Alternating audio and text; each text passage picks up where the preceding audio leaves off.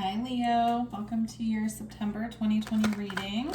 I'm going to get you some spirit animal guides for this month.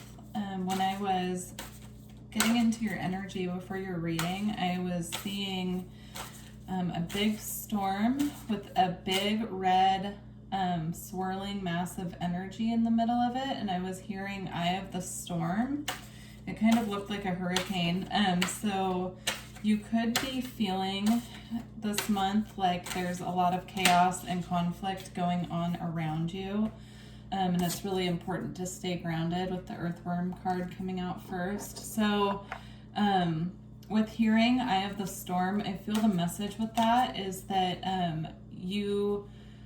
there's a big focus on finding peace in the chaos and not trying to control what's going on around you, but instead finding that place of being the eye in the storm and letting things just kind of be what they are right now. I know it's hard.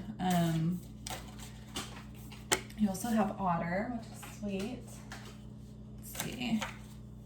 So Otter, so this is a very sweet energy coming out with the Otter card. So I feel tapping into this very sweet, I'm hearing humble, but this very harmonious energy any way that you can this month is going to be very helpful, and getting grounded with the Earthworm card here will really help you with that. I'm also being drawn to the blue and the yellow making green on the Otter card and the greenish little spot on the Earthworm card here. So you could be having heart chakra activations this month, which is why the Otter is here to help you along with that.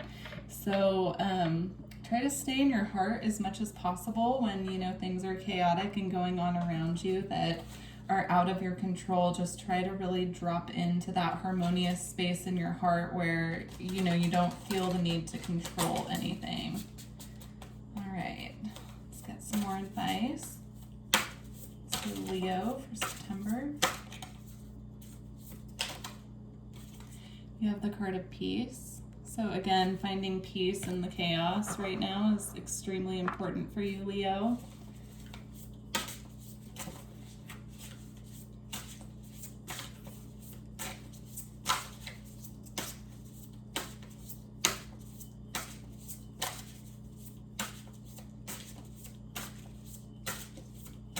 One more for Leo. Oh, two more. So you have finding. Again, so finding peace. Finding peace. And then both of these women in these cards just, they're both kind of like clutching on to their own body and finding that light. So finding the light within this month and letting that be your guide, letting that really be your anchor here. And then you also have financial health that came out. And with this card, I'm feeling that you could be feeling frustrated this month about your financial situation, but I'm being very drawn to the tree here and, really rooting yourself to the earth. So big focus on just being grounded at this time. Let's get some more.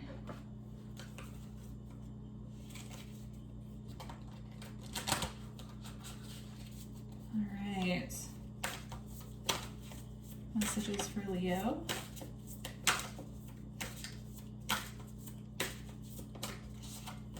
So you have conflict, and again, this is looking like a storm, kind of breaking over the sea here, causing choppy waters. So again, avoid conflict any way that you can this month, especially with Mars going retrograde in Aries at this time. Tensions are going to be running really high with people. So the more that you can find that inner peace and just kind of ride things out is what will help you. And then you do have travel. So you could be planning a trip or someone could be coming to visit you. And if not, this could be also about, let's see, maybe even just, I know that a lot of us aren't able to really travel right now, but this could be even just going and sitting outside and enjoying the flowers around you to find that peace and get grounded. So whatever that means for you, finding some sense of freedom this month, with all of the crazy things going on around you, finding that freedom any way that you can. So let me just get a sip of water.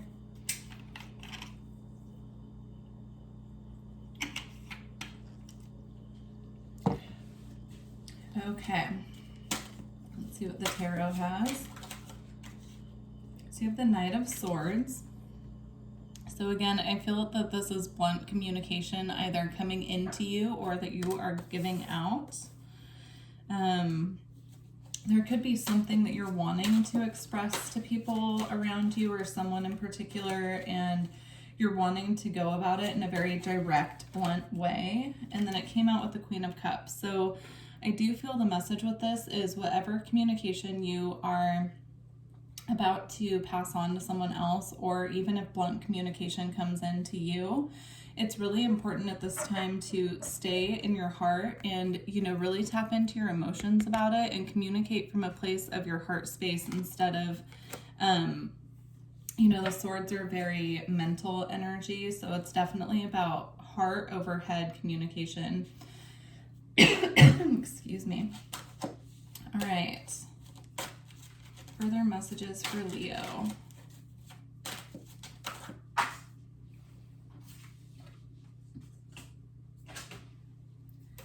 Okay. So you have the Emperor, which, you know, the Emperor represents authority. It can represent, you know, masculine energy, but when I saw this card, I heard rigid. So this is about making sure that you're not so rigid in your communication. You're really loosening up the way that you talk to other people, and communicating in a more soft, compassionate way. That's going to serve you better than coming across as blunt or rigid this month. If you are communicating from a very direct, blunt way this month with people, I do feel that it is going to cause more conflict than it's worth. And then you also have the Hangman. So your communication could just be feeling really stuck at this point. You know, a new perspective is needed on how you're communicating with other people. All right.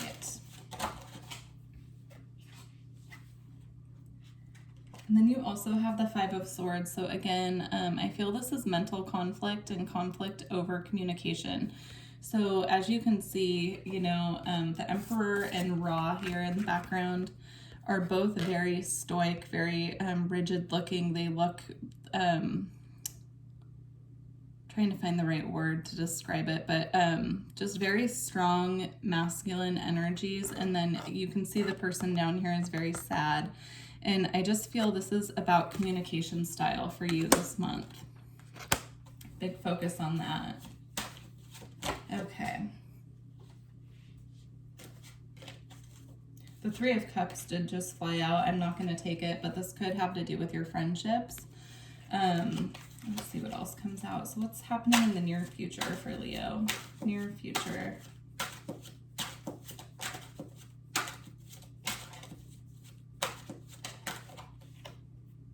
Justice. So something is balancing out for you. This could be the end of a karmic cycle that works out in your favor, but something is definitely getting balanced. The scales are getting balanced is what I'm hearing.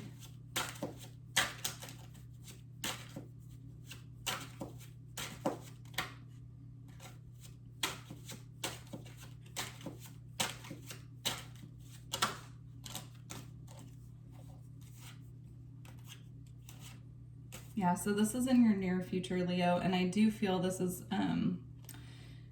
if you continue on this path of being very blunt with people and very direct. So you have the Nine of Swords, which is anxiety, being trapped in your head, being kept up at night, thinking, like too much thinking. I feel like you're having a lot of very mental energy right now, and it's dominating how you're communicating and reacting to the other people in your life. And then you also have the Eight of Swords coming out with that, which again is about being trapped in your mind.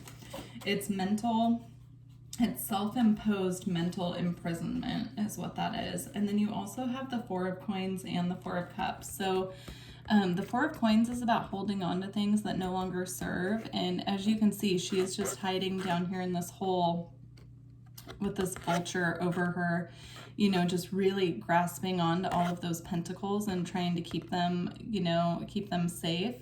And then over here with the Four of Cups, this is an energy of not being grateful for what you have and seeing what's being offered to you.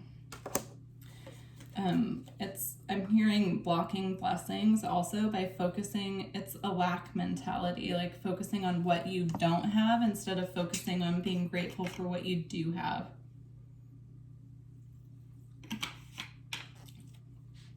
All right. So what's the outcome for Leo for September outcome? So the sun did jump out before I was ready, so I'm going to take it, but that is your energy, Leo. So focusing on that joy, you know, what brings you joy, really getting to the bottom of what will make you happy, even if it's just moment to moment, like thinking, you know, making the choice to be happy now. So finding something, no matter how small, to bring you joy in the moment is going to be really important for you. And then you also have the Hierophant, which is about, trying to see what message I get off of this card. So the Hierophant is about, you know, commitment. It's also, I'm hearing committing to a higher spiritual path.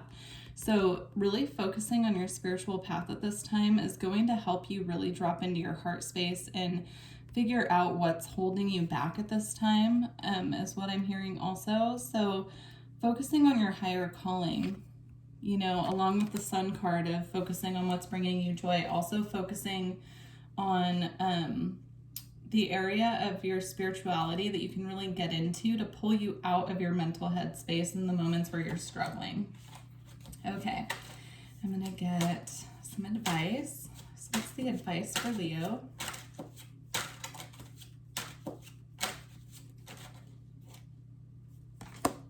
We have the Five of Cups here, so that's about pulling yourself out of feeling disappointed. But I want to get a couple more advice for Leo. Wow, okay.